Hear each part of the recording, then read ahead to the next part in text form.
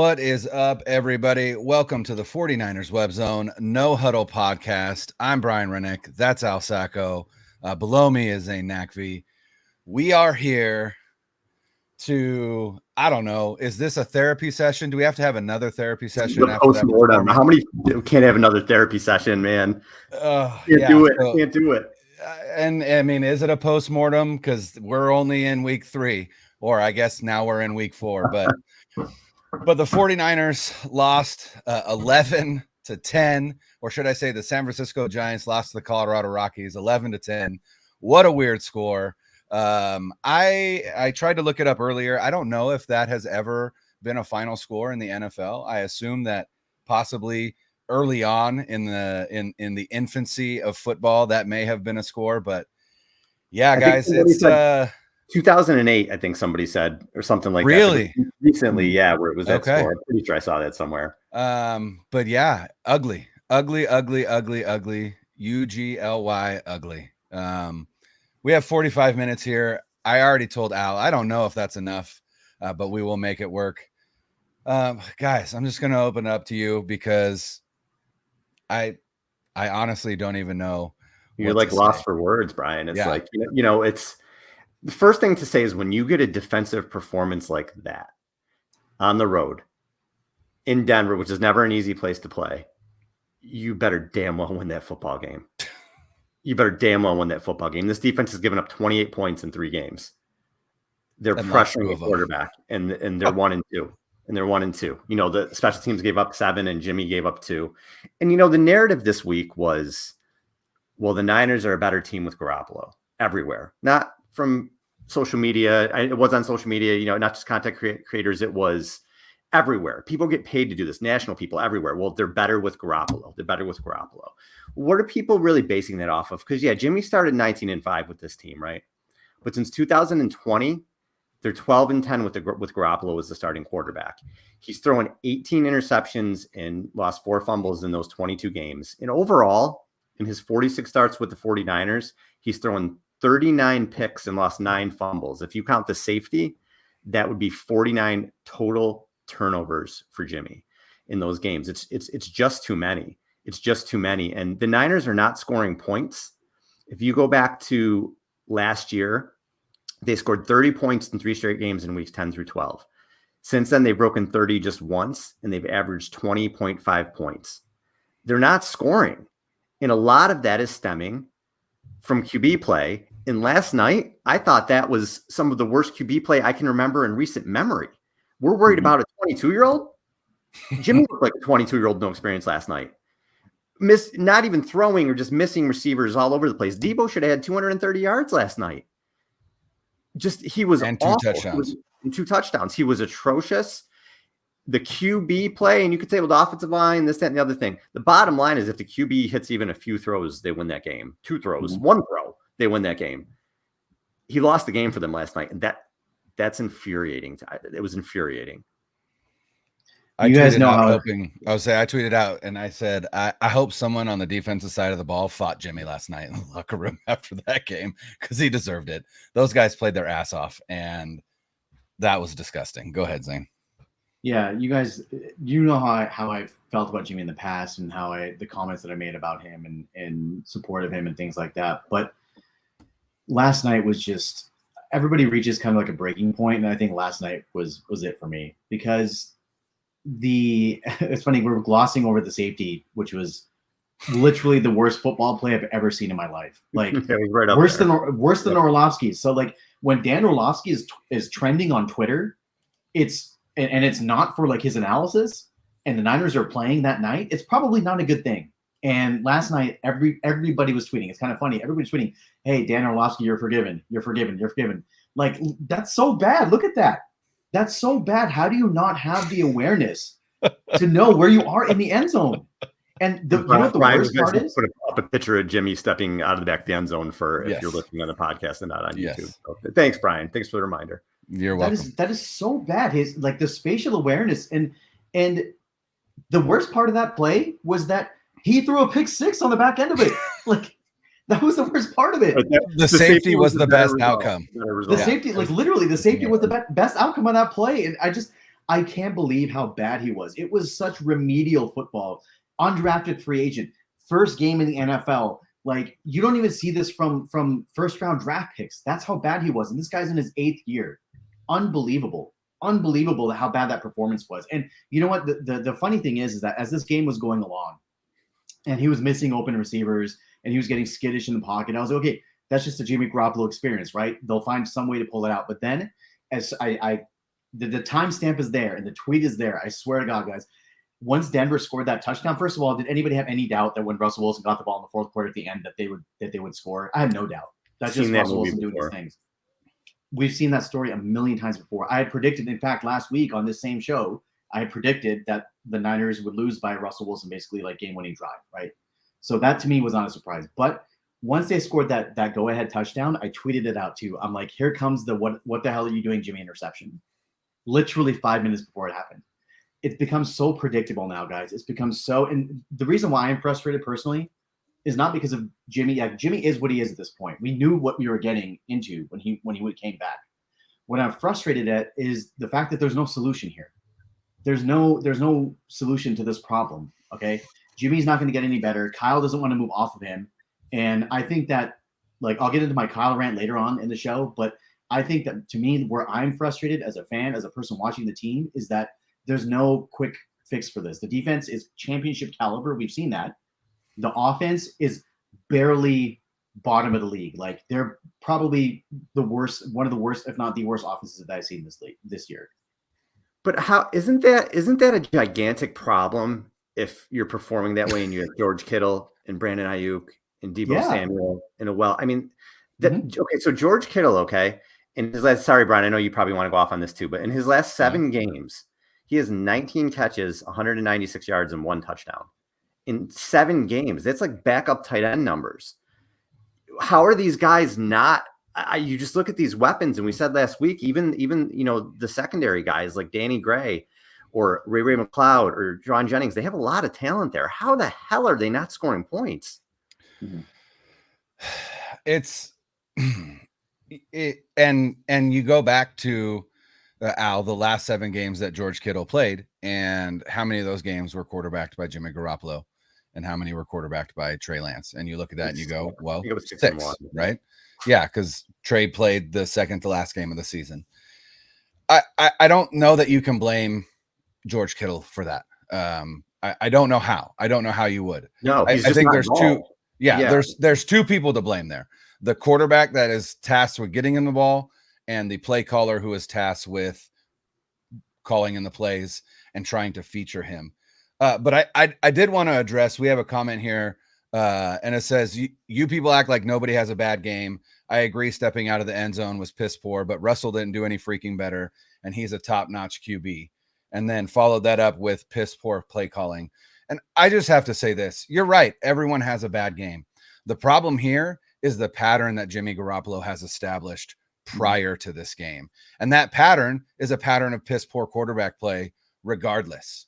And so this has nothing to do with this one game and everything to do with the idea that was pushed upon 49ers and 49ers Twitter that this team is better off with Jimmy Garoppolo under center than Trey Lance.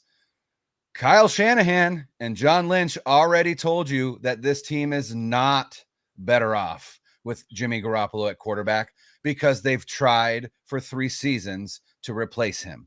They wanted him gone after that Super Bowl, and it didn't work out. And eventually they decided, you know what, we're going to replace him with a really raw but talented kid from North Dakota. And then we put that kid in, and we ran a bunch of quarterback power and things like that, and he got injured. Do I blame them for running Trey Lance? No, that is part of his game and part of why they drafted him. I'm not blaming him for that.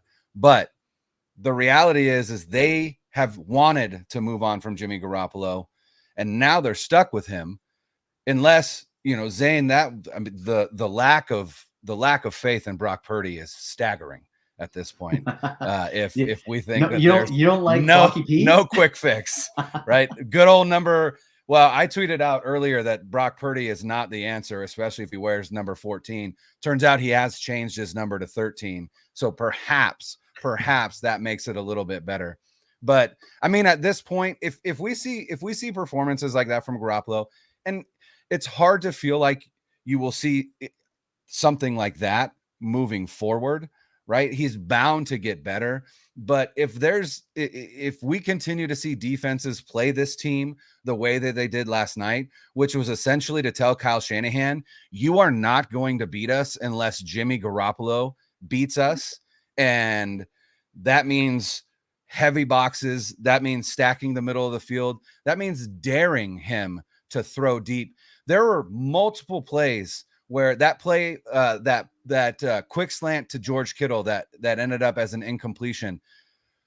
Brandon Ayuk is streaking down the field because the safety, the minute that Kittle plants and goes for that slant, he drops Ayuk completely and crashes in because he knows that's where the ball is going, because he doesn't have to worry about Ayuk streaking past him and Jimmy throwing it down the field. That's the frustrating part. That is the very essence of why fans were frustrated with Jimmy Garoppolo and a Jimmy Garoppolo-led offense. And I agree with you, Zane. I'm not sure what the solution is. I genuinely believe Brock Purdy is going to start games for this team this season based on A, Jimmy Garoppolo's play last night, and B, Jimmy Garoppolo can't stay healthy. So is he going to play the next 14 games? We have zero proof outside of the 2019 season to say that's the case, which means that likely Brock Purdy will see the field this season. Not unless there's an injury. If you play Brock Purdy over Jimmy, this season has gone to hell. Yeah. Absolute hell. I mean, if the offense looks like it did last night, it already has. Yeah, but you're talking, the last pick in the draft, rookie. Yeah, borderline undrafted free agent. Yeah, I mean, but this is, and Zane, I'll let you. This is what they're stuck with. They're going to have to do it. And listen, it would have been a lot worse if it was Nate Sudfeld, probably long term. Jimmy's not going to play this bad. God, I hope not moving forward. But there's going to be games like this, and this team may not be able to hit, where we hope they can go. So I don't know, Zane, I didn't mean to cut you off. Go ahead. Hey, CJ2K, Chris Johnson loves the pod. Hey, thanks for listening, man. But I think that the overarching thing for me, guys, is this. So there's last night is 100%, nothing is ever 100%, like as close to 100% as you can get Jimmy's fault, right? Like I think we can agree on that. He gave them the points that essentially won them the game, and then on the back end, we had a chance to take the lead or win the game on his own. He threw a stupid interception into triple coverage, which, he tends to do in desperation. So that's the short term, like low level sort of like view that I have, that where the blame should lie. High level, here's the thing, guys. I know that a lot of people, I know this is not a popular opinion amongst 49ers Twitter and the fan base and players and people, but the reason why they're in this situation right now where Jimmy Garoppolo is playing is because they could not keep Trey Lance healthy. Kyle Shanahan had one job this season. It was to keep Trey Lance healthy so that he could get reps. And in getting those reps, you get that experience that you need to be able to grow. That's all he had to do. If he was terrible, that's okay, because those are growing pains. If he's great, that's great, because we know that he's going to be really good. They did the one thing that they couldn't do with Trey Lance. They got him hurt, and they got him hurt for the entire season. So to me, like, a lot of this blame, honestly, for what's going on now, for Jimmy even playing, it's on Kyle. Because not only like people like, you're shifting blame. No, Jimmy, we know what Jimmy is. We've known this for a while. We know he's wildly inaccurate. We know that he's wildly inconsistent. We know this. Watch him put up a great game against the Rams on Monday night, because that's what he does, right? And he's going to drive us crazy. But the whole thing here is that Kyle chose to bring Jimmy back. I know everybody's pissed at Jimmy, as they should be. Kyle chose to do this. They chose to have this circus all offseason. They chose to bring him back. They chose to freeze him out of training camp and not give him a playbook. Fine, Jimmy had that excuse or whatever, right? Like, that's not an excuse. You played with these guys for 5 years, right? Like, that's a lame-ass excuse that Jimmy made about, like, I didn't get the playbook and rhythm. Like, bro, you're a professional athlete. Like, you're getting paid millions of dollars to do this. You can't complete a pass. You step out of the end zone. So to me, there's the blame here is twofold. for what happened last night. The majority goes to Jimmy, the vast majority, but long term, the ups and downs of the season, it's on Kyle, because I don't care what anybody says. You put your essentially rookie quarterback, 22-year-old quarterback, in harm's way by consistently running him into the part of the field where the biggest people are and where the most people are, more than any other quarterback, at a higher rate than any other quarterback. So guys, if you're driving your car and you are driving recklessly and you're not obeying the speed limit and you are cutting people off and you are driving like a crazy person, are you more or less likely to get into an accident? If you put yourself in harm's way, it is going to happen. And this concept is shocking that people don't understand this, that people aren't putting more blame on Kyle for that. Jimmy should not even be playing right now. He should not be on the team. We should not be having this conversation. Kyle cannot quit Jimmy. And Damon Bruce, who's a local media person here, and love him or hate him, he made a comment today about how they're perfect for each other, because the fact that Jimmy can't quit the Niners, Kyle can't quit Jimmy. And for that reason, they're perfect for each other. And there's other things about like Kyle being a coward and things like that I'm not going to repeat, but like, it's just, to me, guys, like, I think that's where my frustration lies. And I think that my anger about this whole situation is coming out of different ways. But to me, it's like they should not have even been in this situation where Jimmy Garoppolo was starting. And even if Trey got hurt, God damn it, like, don't make it be in the second game of the season, right? At least let your backup quarterback who hasn't played with the team or whatever it is, right, be able to have 4 weeks to get ready, right? Whoever the backup may be. But immediately in game 2, quarter 1 to game 2, you have your backup in. And just the stupidest thing and the worst, like overall, from the Trey injury to keeping Jimmy around to the way that we've been going back and forth the last 2 seasons, like this is the bed that you have to sleep in, and Kyle has to sleep in it at this point. And I mean, Kyle made a couple calls in this game too that were debatable that I don't know that I necessarily disagreed with at the time. The first was on the holding call, where he decided to decline it and let them kick the field goal instead of making it third and really long and trusting the defense again. So you could argue that he kind of gave Denver 3 points there.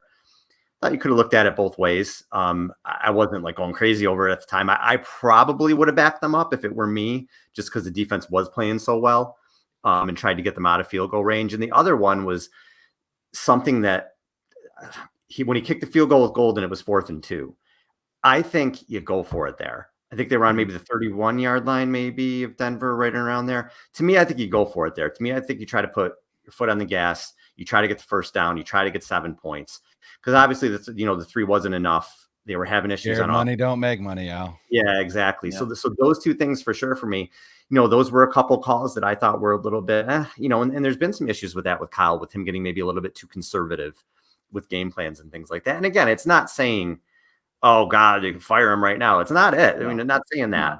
What I think, Zane, you've said before is there's places where we think he can be better, and you're going to, it's part of what we do, having a show or in the media or whatever. You react to the game at hand. You talk about the good things, which we will. There were some good things, and you talk about the bad things. You can't just be like, oh, well, whatever, brush it off. Like, there were things that he did that were a little bit, and it might have cost him the game at the end. Well, and I want to push back a little bit on that narrative that's going around that, what should we have expected from Jimmy Garoppolo? He wasn't in camp. They didn't give him a playbook, yada, yada, yada, right? I would understand that if we were a different team and Jimmy Garoppolo came to us 2 weeks before the season started and all of a sudden was thrust in week 3. We're talking about a quarterback who has been with the franchise since 2017. Mm-hmm. I understand that he didn't have training camp. I understand that they didn't give him a playbook. But is it my understanding that your position is that the playbook has changed so much from 2021 to now that Jimmy Garoppolo has no idea what's going on? I'm hard pressed to believe that at all. So regardless of the amount of time that he had with the playbook in camp or not, this is still the same offensive system that he has been the quarterback for since 2017. So miss me with he didn't give enough time with the playbook. Like, that's nonsense to me. And then on top of that, what was frustrating for me was Trey Lance came to the podium after that Bears loss and essentially said, guys, that's on me. I have to be better. There's plays that we missed out there, whatever.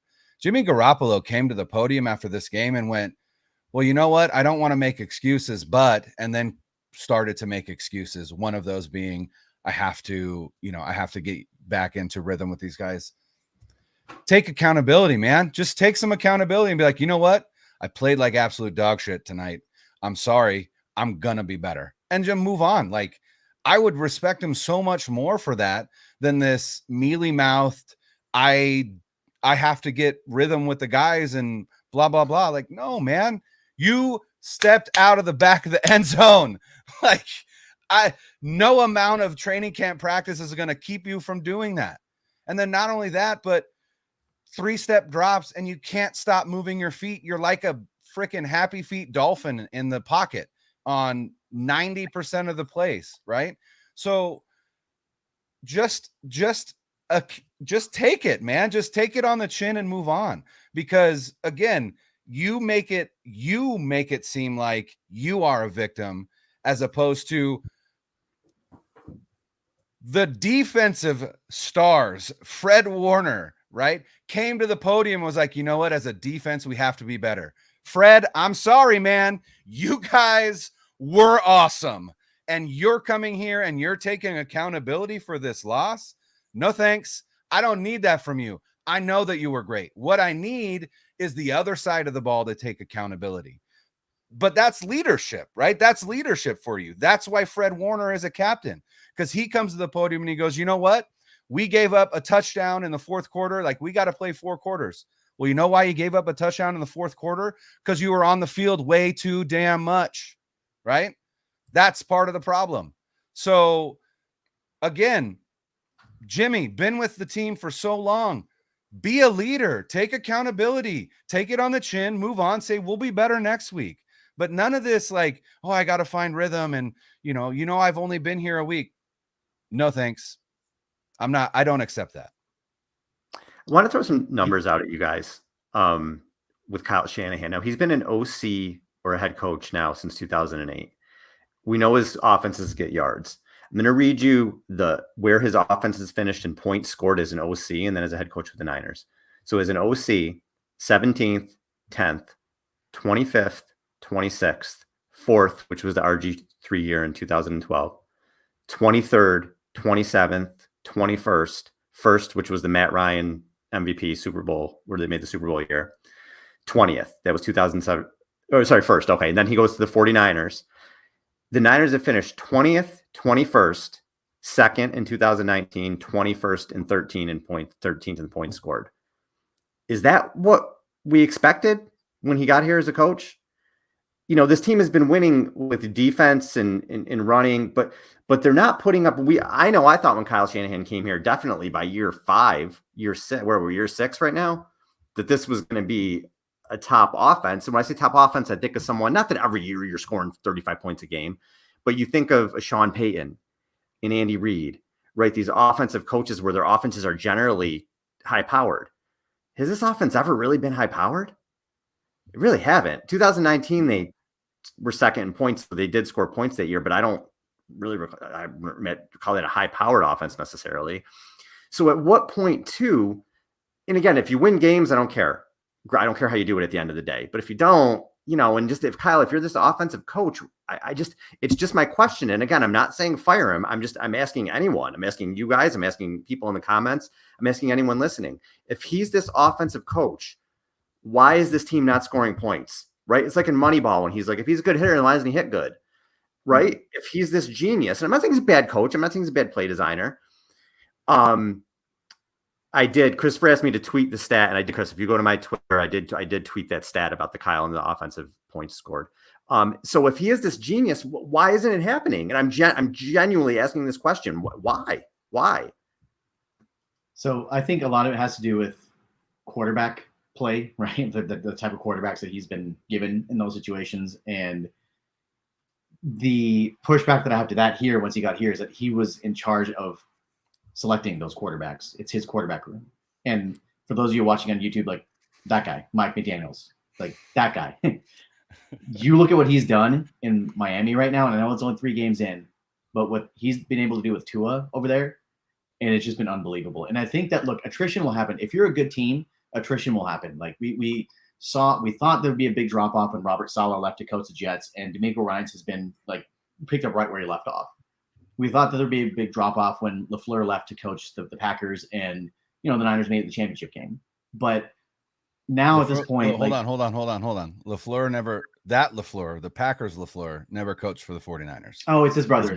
That's right. His brother left to be Salah's OC in New York. That's what it is. Yeah. Sorry.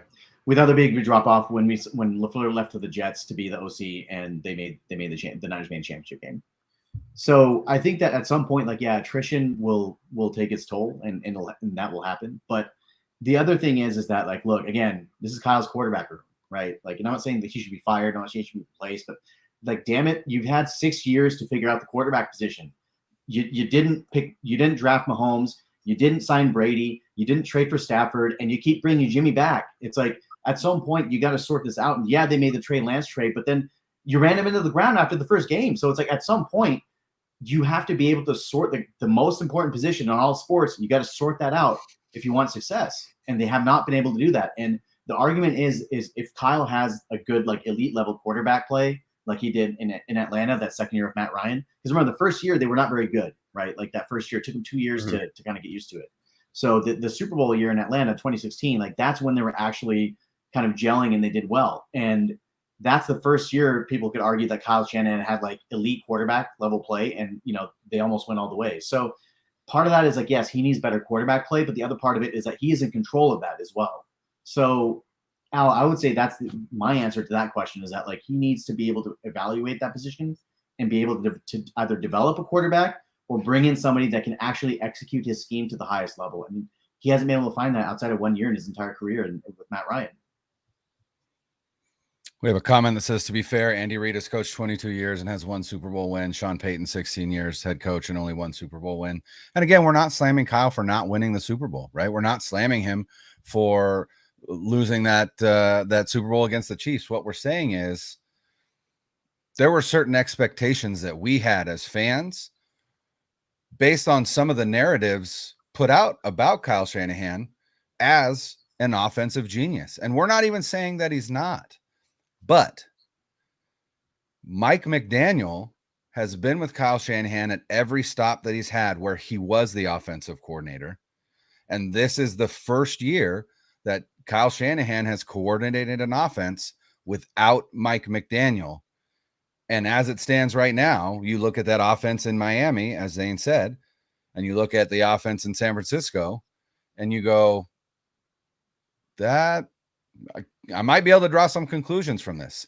Can we officially? Absolutely not. We need a full season or more, right? And I love the Miami. I love Mike McDaniel. I have such a man crush on Mike McDaniel. And I asked Twitter to be able to make me the Homer Simpson meme where he starts out in front of the hedge, goes into the hedge, and comes back out. And I wanted it where he's wearing 49ers gear and then he reemerges in Dolphins gear, because I love that team. I love that team. I love that coach. But there are questions, right? And that's all we can do is ask questions. That's all we can do, right? And there are some, but are we going to get answers this year? It doesn't look that way, at least not with Jimmy Garoppolo at quarterback. So now again, we are waiting till next season, and we still have a very inexperienced quarterback to run this Kyle Shanahan offense. And it's frustrating as a fan. Yeah. And I know, sorry, one thing. Yep. I just want to interject here.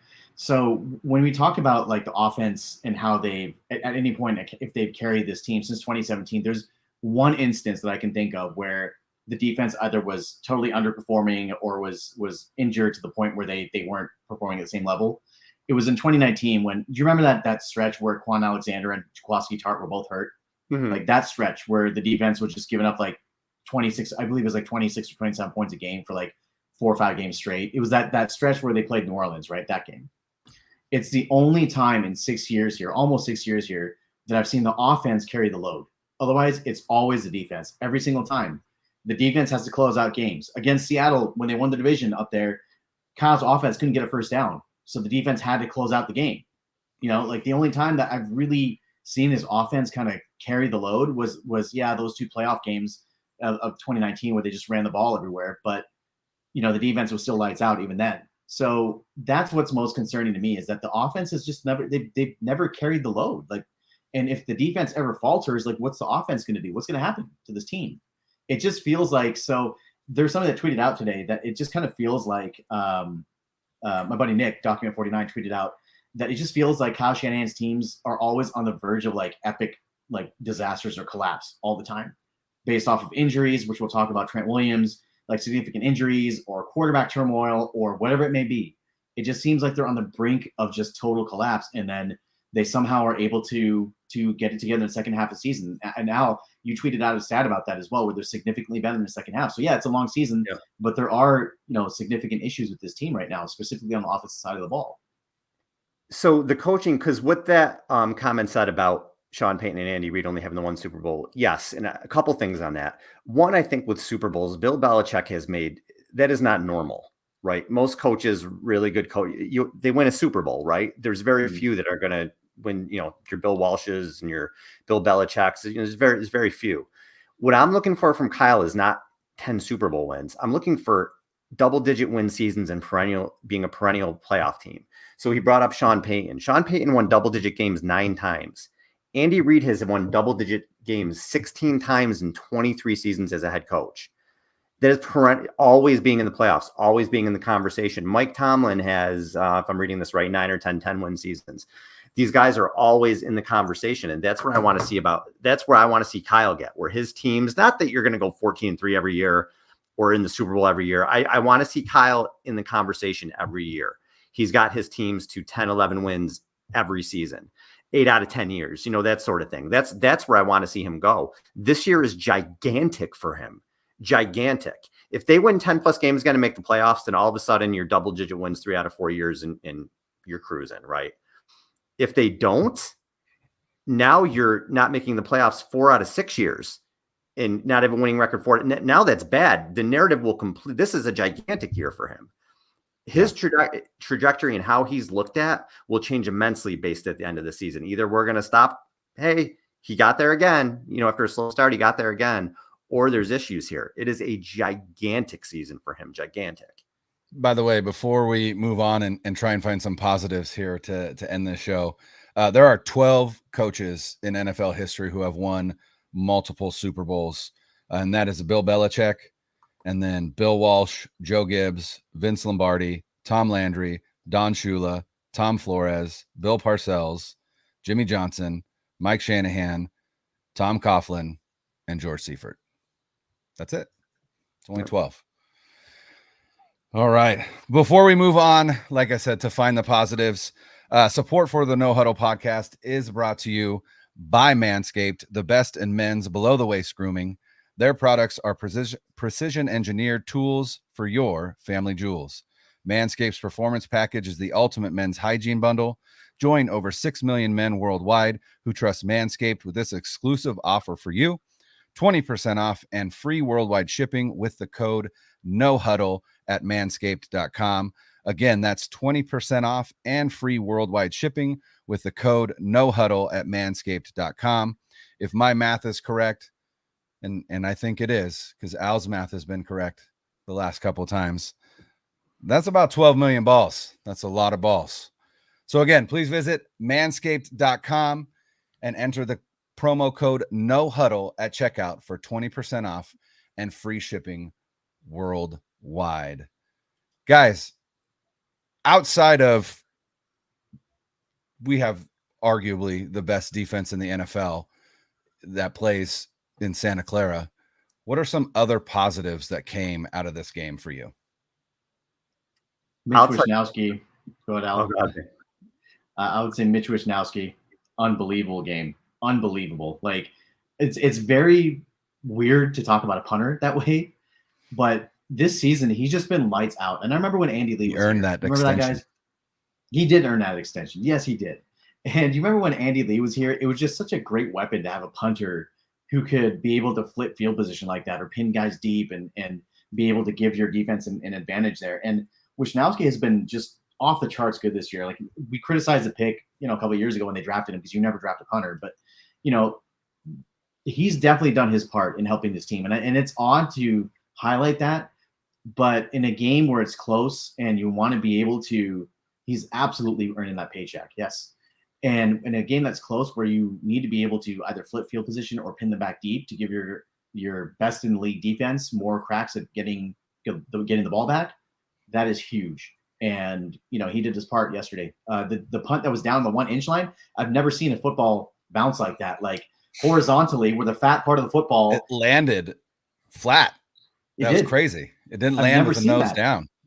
I've never seen that. And it bounced straight up. And Samuel Womack, who's been fantastic, by the way, in his short career already, was able to save that. And Ross Dwelly, who's also been fantastic this year, right around the ball like the entire season so far, they were able to pin them deep. And the Niners were able to eventually, get a punt out of that. But just fantastic job by Wisnowski last night. I like punters you don't have to extend because they're never on the field. That's the kind of punters I like.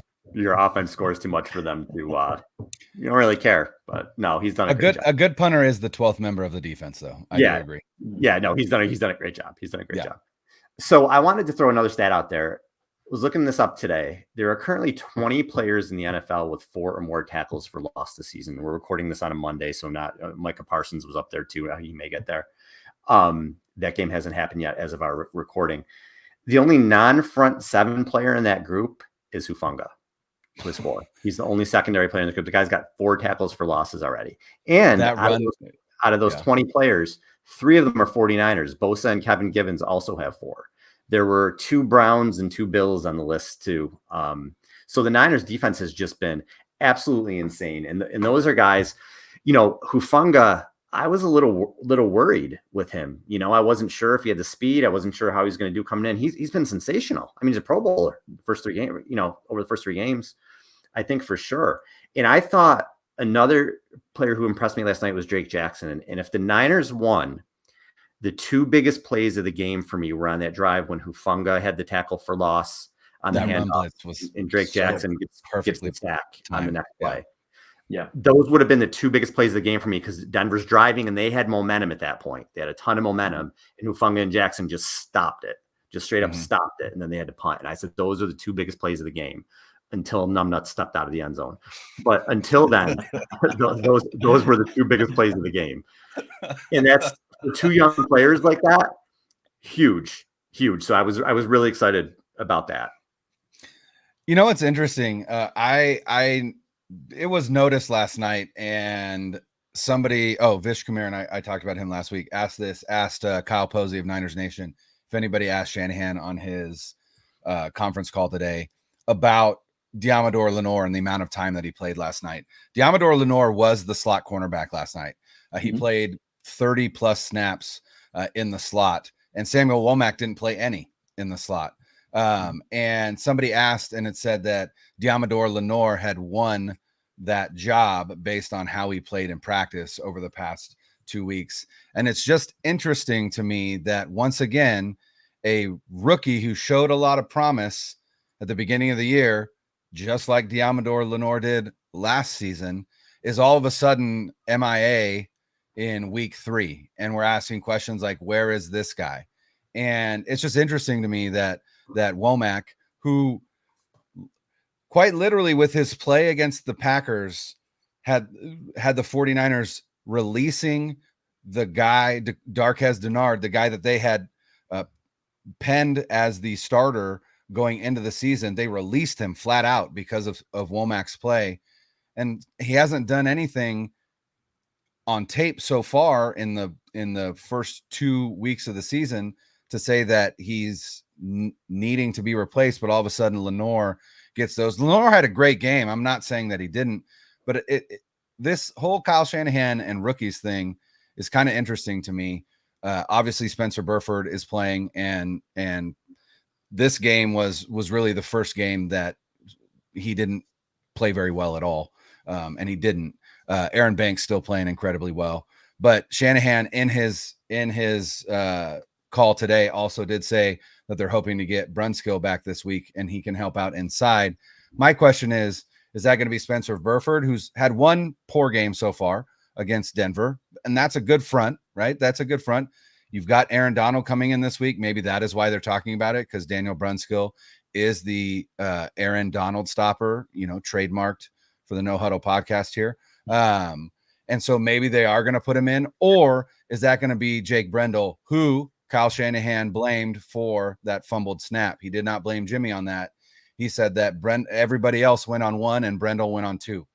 I asked my buddy Tim Sprinkles, who I host the Denim Dungeon podcast with, former collegiate quarterback. I asked him flat out in the game when it happened, whose fault was that? He said Jimmy.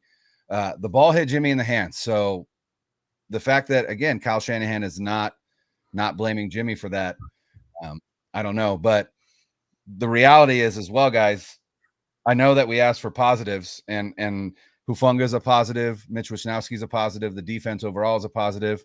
The ascension of DeMeco Ryans to arguably the best defensive coordinator in the NFL, that was my argument last night on Twitter. I think that's a positive. Coming out of that game, though, Trent Williams, high ankle sprain, gonna miss quite a bit of time. Azeez Al-Shaair, MCL sprain, just like Elijah Mitchell, out 6 to 8 weeks, which means that since the beginning of camp, the 49ers have lost the following players to multiple week or season-ending injuries. QB 1, left tackle 1, arguably center 1 or 2, depending on what you think Brunskill is, tight end 1, running back 3, weak side linebacker 1, and free safety 1. Injuries, once again, a theme for the 49ers season, right? And I had tweeted that out, and somebody replied, NFC Championship game, rehab season, NFC Championship game, rehab season. Is this a pattern? I hope to God it's not. Yeah, and we'll get into that more. Obviously, the Trent Williams injury is huge, and we'll get into that more at our show at the end of the week, because it's going to be McKivitz from what Kyle Shanahan said. Yeah. McKivitz did okay last year. You know, the Niners have had a lot of time where they've had to rely on backup linemen, and they've generally done okay over the past couple of years, whether it's been Skule and Brunskill or McKivitz last year. So we'll see, but obviously you take the best left tackle in the game out and you're going to miss him. And they certainly did Sunday night. And they will moving forward, but we'll get into more of that with the offensive line. The Brunskill thing is a good point, Brian. I'm really curious. When Kyle said that, I was curious, well, is he going to play? Because I wasn't sure he was, and now maybe he will. So we'll have to talk about that too. Yeah. Yeah. I think that when it comes down to it, there's a couple things now that they have to stem the tide from the Trent Williams injury. Best left tackle in all of football is now out for probably half the season, and in a situation where you're not able to run the ball, the Debo kind of handoffs and backfield runs, like it seems as if like the league has kind of got smart to it, and they're not as effective anymore.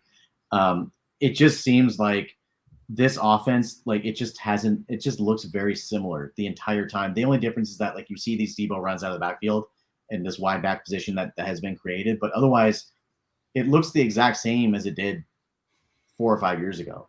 And to me, that's the most concerning thing, is that they just haven't seemed to have evolved. And when you have injuries, you have to find new and creative ways to be able to win games, and to be able to do that, they'll have to evolve, and they'll be interesting to see if they can. It's a long season, guys. Like we talked about this already earlier in the show, and last year is an example of that. You don't want to start that way, but you know it just shows that you can make it. So a lot of stuff can happen. They should really be 3-0. Honestly, they should be 3-0. They should not be sitting at 1-2 right now. Possibly like 1-3 if they lose to the Rams. But hey, if you win against the Rams, you're 2-2 and you're right back to the top of the division. So it's a very competitive division. That is a positive right there. So that is a must win against the Rams. I feel like you have to get that game, because if you get down a 1-3 hole, it's not impossible, but with the top of the division in your grasp, you have to take advantage of that. So we'll see, guys. I mean, like this was a good therapy session. I'm more optimistic at the end of this than I was at the beginning, but really it just depends on your quarterback, right? Like if they even got mediocre quarterback play last night, they would have won, right? They got worse than mediocre. They got terrible quarterback play. That's the unfortunate reality. Yeah, someone commented. I would say someone commented, "We are not beating the Rams." I would like to remind that person that the Rams beat the Cardinals 20-12, and the Rams have not looked good at all this season. And for what it's worth, the 49ers beat the Rams in Week 18 with Colton McKivitz at left tackle and Tom Compton at right tackle. So it has been done before. Yeah, and we'll get into that game on our next show, because it's a huge game. They can't go 1-3. So it is a big game. We'll talk about that. Before we get out of here, I want to throw one more stat out at you. You brought up Debo's runs, Zane. He's had runs of 27 and 51 yards this year, but other than that, his other 15 carries have only gained 33 yards. So yeah, in last week 3, I think he had 5 carries for 6 yards. So teams are starting to kind of key in on that, and that is something to watch too. If that doesn't work, we have something else. So we'll get into I would that also stuff. hold on. I would say, Al, before you send us on out of here, I would like to shout out on this broadcast, not obviously on the screen. We do have a new member of the team. Ryan Smith is our producer for Odyssey. And one thing that he did, we were talking about prior to going live. If you take out the 2 long runs from Jeff Wilson Jr. last night, the San Francisco run game rushed 15 times for 33 yards. Oof. I didn't realize that. That's a little scary. Not going to cut it. Man, all right. Well, we'll get into this more in our next show. Until then, for Zain and Brian, this is Al. Peace. Later.